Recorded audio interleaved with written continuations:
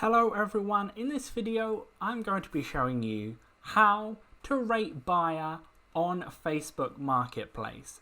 So as you can see, we're on the Marketplace section of the Facebook app.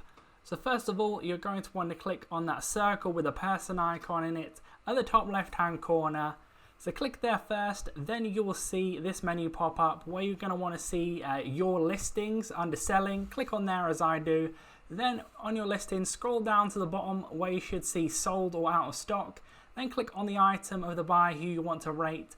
Then you want to go ahead and scroll down on that listing. Then you want to click on the messages at the bottom there of that person's name. Then you'll want to go ahead and click rate buyer at the top right hand corner there. Then I'll bring up the star rating system so you can go ahead and rate them between 1 to 5 stars. Then you can also click on what they do well, like communication, fair negotiation, etc. And then you can click submit once you're done with that.